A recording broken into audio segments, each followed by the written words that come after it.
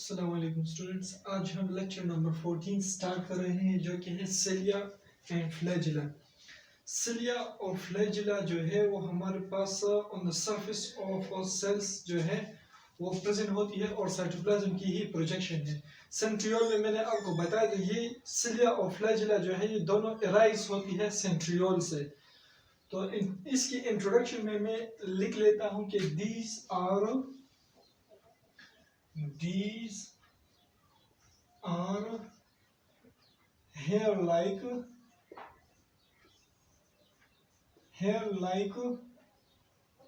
projections on the surface of the cell के surface के ऊपर ये एक प्रोजेक्शन है जो कि प्रेजेंट होती है हमारे पास। फर्ज करिए एक सेल है, सेल ये इसका साइटोप्लाज्म है, तो ये इस तरह से एक प्रोजेक्शन से यहाँ से निकला होता है हमारे पास सेल के सरफेस का क्या मतलब है कि इसके प्लाज्मा मेम्ब्रेन के ऊपर इस तरह से ये मैंने एक ड्रॉ किया। ये एक भी हो सकता है, दो भी हो सकते हैं और चार, जितने भी। अब हमारे पास सिलिया और फ्लैजिला में कुछ डिफरेंस है। हमारे पास जो सिलिया है, सिलिया जो है ये हमारे पास लेंथ में, ये हमारे पास क्या होता है लेंथ में ये शॉर्ट होता है, शॉर्ट होता है हमारे पास लेंथ में, और नंबर में ज्यादा होता है, नंबर में तादाद में है जो है ये हमारे पास ज्यादा होता है। हमारे पास लार्ज भी कह सकते हैं और हमारे पास न्यूमरस का क्या मतलब है कि ज्यादा प्रेजेंट होता है हमारे पास। और हमारे पास जो फ्लैजिला है, फ्लैजिला जो है, फ्लैजिला हमारे पास इसके अपोजिट है सिलिया के। हमारे पास ये लेंथ में जो है लॉन्ग होता है, लेंथ में हमारे पास ये क्या होता है लॉन्ग, लेंथ में हमारे पास ये क्या होता है लॉन्ग, और नंबर में जो है ये हमारे पास क्या है, लेंथ में हमारे पास ये लॉन्ग है और नंबर में हमारे पास ये स्मॉल है या लेस भी कह सकते हैं, लेस। तो इन दोनों के बीच में जो है ये डिफरेंस है। अब इसकी स्ट्रक्चर की अगर हम बात करें स्ट्रक्चर की, तो इसकी स्ट्रक्चर मैंने यहाँ पर एक क्रॉस सेक्शन जो है इसकी स्ट्रक्चर फर्ज करें, ये हमारे पास एक सिलिया या फ्लैजिला इंटरनल स्ट्रक्चर जो है इन दोनों का, ये मैं आपको यहाँ पर एक और पॉइंट भी लिख लेता हूँ। इंटरनल स्ट्रक्चर जो है, इंटरनल स्ट्रक्चर या स्ट्रक्चरल ऑर्गेनाइजेशन जो है, स्ट्रक्चरल ऑर्गेनाइजेशन जो है इन दोनों का सेम है, सिलिया और फ्लैजिला का जो इंटरनल स्ट्रक्चर है वो दोनों का सेम है। अब फर्ज करें ये सिलिया है, ये सिलिया में मैंने यहाँ से उठाया है ये सिलिया, और यहाँ से मैं इसको यहाँ से काट लूँ यहाँ से, तो इसका ये व्यू जो है, फर्ज करिए मैंने सिलिया पकड़ा है, इसको मैं यहाँ से काट लेता हूँ, तो ये वाला जो व्यू है इसको हम क्या कहते हैं क्रॉस सेक्शनल एरिया। तो ये मैंने यहाँ पर ये ड्रॉ किया है। तब अब इसका स्ट्रक्चर जो है ये सेम है।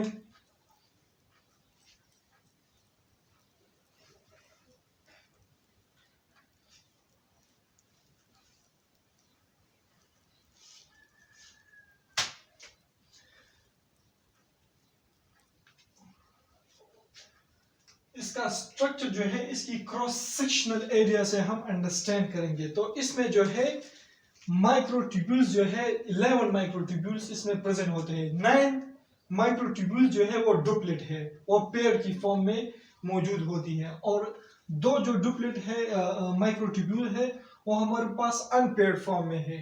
तो यहाँ से हम इसको समझते हैं, ये फर्ज करें हमारे पास एक माइक्रो, ये इस तरह से फर्ज करें मैं इसको स्ट्रेट ड्रा करता हूँ, ये क्रॉस सेक्शनल व्यू है, तो ये ट्यूब्यूल्स इस तरह से प्रेजेंट होते हैं थ्रूआउट, एक दूसरे के साथ अटैच्ड होते हैं। और सेंटर में जो है दो माइक्रोट्यूब्यूल जो है वो एक दूसरे से अटैच्ड होते हैं, लेकिन पेड़ की फॉर्म में ये नहीं होते, एक दूसरे के साथ ब्रिज के थ्रू अटैच होते हैं, कांटेक्ट नहीं होते एक दूसरे के साथ, कांटेक्ट नहीं है। तो अब यहाँ से हम लिख लेते हैं कि इसमें जो है consists of 9 microtubule which are present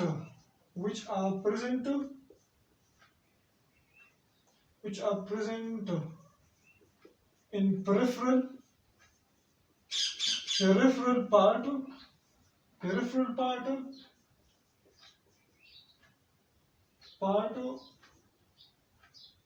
and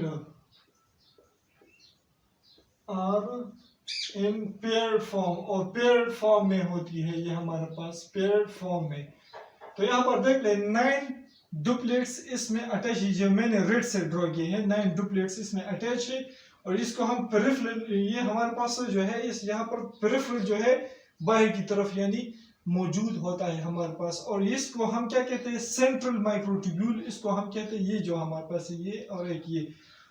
तो एंड 2 unpaired microtubule present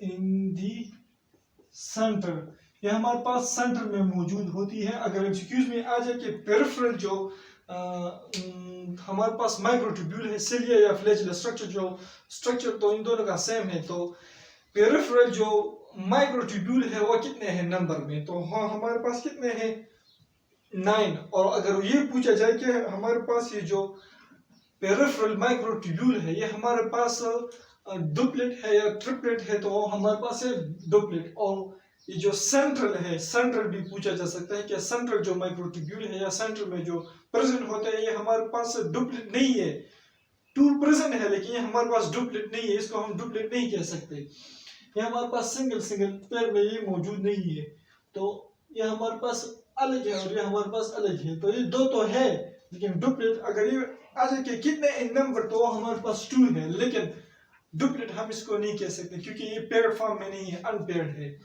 ये तो हुई इसकी माइक्रोट्यूब्यूल, और इस पूरे स्ट्रक्चर को यानी यहाँ पर ये मैंने ड्रॉ किया, इस पूरे स्ट्रक्चर को ये जो मैंने यहाँ से मैं आपको समझा दिए, इससे समझ आपको नहीं है। फर्ज करिए हमारे पास क्या है माइक्रोट्यूब्यूल का ये हमारे पास सिलिया है, तो इसके अंदर माइक्रोट्यूब्यूल्स प्रेजेंट होंगे, ये हमारे पास ये पेरिफेरल जो 9 माइक्रोट्यूब्यूल्स है और सेंटर में जो 2 है ये इसमें प्रेजेंट होंगे।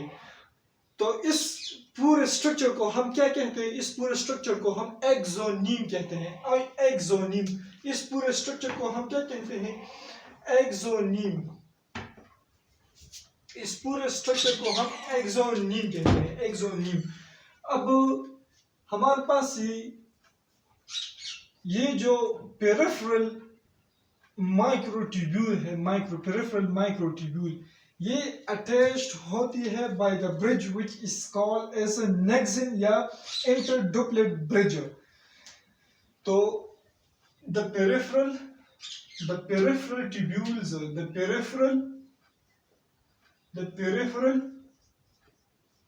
the peripheral tubules are connected by the bridge called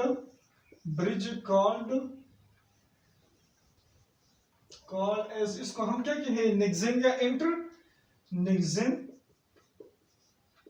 या इसको हम क्या कह सकते हैं इंटर डुप्लेट ब्रिज।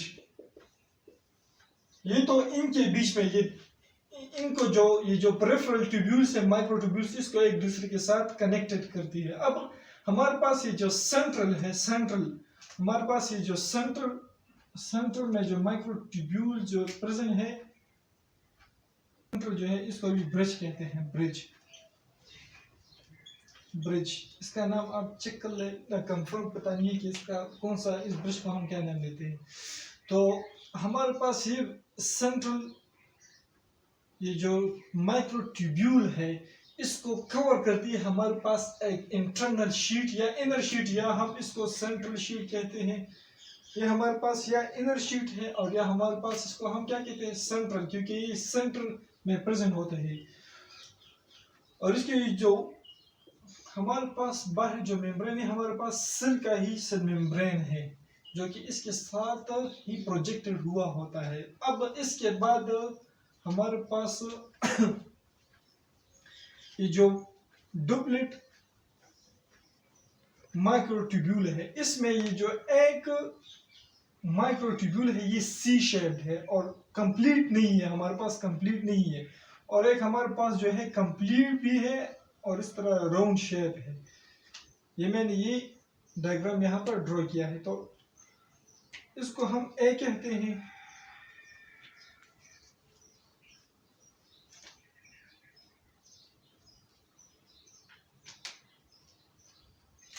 ए ट्यूब्यूल, ये हमारे पास क्या है, ये हमारे पास कंप्लीट, और ये हमारे पास बी है, बी, ये हमारे पास इनकम्प्लीट है। ये जो कंप्लीट है, इससे जो है दो इस तरह से प्रोजेक्शंस निकले होते हैं हमारे पास, जिसको हम क्या कहते हैं, यहाँ पर मैंने ड्रॉ भी किया है, इसको मैंने नाम नहीं दिया, ये दिया है। ये देखिए, ये जो स्ट्रक्चर जो बाहर की तरफ प्रेजेंट है, उसको हम क्या कहते हैं, डायनिन जो है एक खास किस्म का प्रोटीन है, इससे ये बना है। आउटर, इसको हम क्या नाम देते हैं, आउटर डायनिन, आउटर डायनिन आर्म। और ये जो अंदर की तरफ प्रेजेंट होता है, इसको हम क्या कहते हैं, इनर, इनर डायनिन, इनर डायनिन आर्म। अब इसके बाद और क्या रहता है इसमें, ये तो सब कुछ हो गया ना। इसके बाद ये जो ए ट्यूब्यूल है, ये जो कंप्लीट है, इसमें एक और भी स्ट्रक्चर जो है वो प्रेजेंट होता है, जिसको हम नाम देते हैं, हमारे पास इसका जो नाम है वो क्या है, रेडियल स्पोक। इसको हम क्या नाम देते हैं, इसको हम नाम देते हैं, ये जो हमारे पास इस जगह पर ये जो माइक्रोट्यूब्यूल है जो कंप्लीट है, इसके ऊपर ये हमारे पास प्रेजेंट होता है, इसको हम क्या नाम देते हैं, radial spoke, radial, radial spoke हम इसको नाम देते हैं। तो ये इसका कंप्लीट स्ट्रक्चर हुआ। आप इसको अगर आप एक दफा ना समझे तो दोबारा इसको रिवाइंड कर, ये मैंने थोड़ा सा नजदीक नजदीकी नाम जो है लिखे हैं, तो आप इसको दोबारा रिवाइंड कर सकते हैं, एक एक नाम को वाज़ेह लिखे अपनी नोटबुक में। ये तो हुआ इसका स्ट्रक्चर। अब इसके बाद जो है इसकी फंक्शन की बात करते हैं, तो इसमें जो फंक्शन, इसका जो मेन फंक्शन है वो तो मूवमेंट ही है। तो अब इसकी स्ट्रक्चर की बात करते हैं, फंक्शन की। सिलिया और फ्लैजिला का जो फंक्शन है, दोनों का फंक्शन क्या है, वो हमारे पास सिलिया और फ्लैजिला दोनों का फंक्शन क्या है, मूवमेंट, मूवमेंट प्रोवाइड करना, मूवमेंट। तो सिलिया ये जो हमारे पास है, मैंने आपको बताया इंट्रोडक्शन में भी कि ये हमारे पास नंबर में ज्यादा होते हैं, साइज में हमारे पास कम होता है, लेकिन नंबर में, साइज में छोटा होता है लेकिन नंबर में ज्यादा। फर्ज करिए हमारे पास एक सेल है फ्लैजिलेट्स, प्रोटोजोन में हमारे पास क्या है, ये प्रेजेंट होते हैं इस तरह से throughout surface of the cell. तो ये फर्ज कर, ये वाला जो सिलिया ही मूवमेंट में आ जाए, तो उसके बाद ये आ जाता है, फिर ये दो टाइप के मूवमेंट इसमें होते हैं, उसके बाद ये, तो इस तरह से एक एक करके हमारे पास सारे मूवमेंट करते हैं। तो इस मूवमेंट को हम क्या नाम देते हैं, इस मूवमेंट को हम नाम देते हैं, हमारे पास ये जो मूवमेंट है इसको हम नाम देते हैं मेटाक्रोनस, मेटाक्रोनस। इसको हम क्या नाम देते हैं, इसको हम नाम देते हैं मेटाक्रोनस, मेटाक्रोनस। और हमारे पास जो दूसरे किस्म का जो मूवमेंट है साइनक्रोनस, साइनक्रोनस, साइंक्रोनस, ये हमारे पास किस तरह का मूवमेंट है? साइंक्रोनस मूवमेंट किस तरह का मूवमेंट है? साइंक्रोनस ये जो मूवमेंट है ये हमारे पास सारे एक साथ मूव करते हैं हमारे पास, जिसकी वजह से हमारे पास सेल की जो, फर्ज करें हमारे पास एक यूनिसेलुलर ऑर्गेनिज्म था, ये इज अ जो है मूव करता है, और ये मेटाक्रोनस जो है ये हमारे पास एक एक करके सारे जो है मूवमेंट करते हैं सारे, लेकिन फर्ज करिए हमारे पास एक फिर दूसरा फिर तीसरा फिर चौथा, इस तरह से ही मूवमेंट करते हैं। अब इसके बाद ये जो फ्लैजिला है, फ्लैजिला ये जो सिलिया है ये हमारे पास इस तरह से मूव करके नीचे आ जाता है अपने पोजीशन, इसका जो ओरिजिनल पोजीशन है वो इस तरह से है। तो ये यहाँ से इस तरह से बेंड होकर हमारे पास कभी इस तरफ मूव कर जाता है, कभी इस तरफ, तो नीचे आ जाता है। इसको हम कहते हैं इफेक्टिव स्ट्रोक, इसको हम इफेक्टिव स्ट्रोक कहते हैं। और ये जो वापस हमारे पास ऊपर वापस ओरिजिनल पोजीशन पर चला जाता है, तो उसको हम फिर क्या नाम देते हैं? इसको हम कहते हैं रिकवरी स्ट्रोक।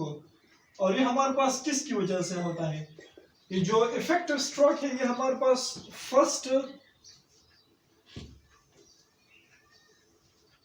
पास ये जो फर्स्ट 5 डुप्लेट माइक्रोट्यूब्यूल है, 1 2 3 4 5, इनकी कॉन्ट्रैक्शन की वजह से हमारे पास ये इफेक्टिव स्ट्रोक में चली जाती है, बेंड हो जाती है। और अगर ये हमारे पास इस वक्त जो है ये हमारे पास कॉन्ट्रैक्टेड फॉर्म में ये प्रेजेंट होगी, हम एमसीक्यूज के लिए ये याद रखें। इफेक्टिव फॉर्म में जो है कितने माइक्रोट्यूब्यूल्स, पेरिफेरल माइक्रोट्यूब्यूल्स में कितने जो माइक्रोट्यूब्यूल्स है डुप्लेक्स वो कॉन्ट्रैक्टेड रहती है, तो वो है 5 जो माइक्रोट्यूब्यूल्स है 5 वो हमारे पास कॉन्ट्रैक्टेड। फिर जब ये हमारे पास वापस अपनी पोजीशन पर आ जाती है रिकवरी स्ट्रोक में, तो ये कितने हमारे पास रह गए हैं 1 2 3 4, तो 4 जो पेरिफेरल माइक्रोट्यूब्यूल्स है फिर ये हमारे पास कॉन्ट्रैक्ट हो जाती है। तो इसको हम, ये हमारे पास सिलिया की जो मूवमेंट हुई इस तरह, और इसकी जो हमारे पास मूवमेंट है ये इंडिपेंडेंट नहीं है। अब इसके बाद हमारे पास ये जो फ्लैजिला, फर्ज करें मैं एग्जांपल लेता हूँ ह्यूमन स्पर्म सेल्स का, तो इसके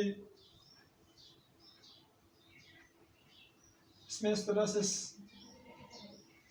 ये हमारे पास ह्यूमन स्पर्म सेल्स है, तो इसमें जो मूवमेंट है ये हमारे पास वेव लाइक मूवमेंट है, कभी इधर आ जाता है इसका ये वाला पोर्शन, कभी नीचे, और अगर ये हमारे वो जो क्रस्ट और ट्रफ आपने पढ़ा है वेव के अंदर, उस तरह से हमारे पास ये मूवमेंट होती रहती है, जिसकी वजह से हमारे पास जो स्पर्म है ये हमारे पास एक जैसे जगह से दूसरी जगह मूव करता है। तो ये हुआ हमारे पास सिलिया और फ्लैजिला का जो फंक्शन है। इसको हम बैक्टीरिया में भी डिस्कस करेंगे क्योंकि बैक्टीरिया में भी ये प्रेजेंट है। तो आज का ये हमारे पास ये 14th लेक्चर था। इसके बाद हम साइटोस्केलेटन और फिर न्यूक्लियस और difference between prokaryotic and eukaryotic cell, ये 3 टॉपिक रहेंगे और ये चैप्टर कंप्लीट हो जाएगा। तो हमारे चैनल को लाइक करें, शेयर करें, सब्सक्राइब करें। Thank you.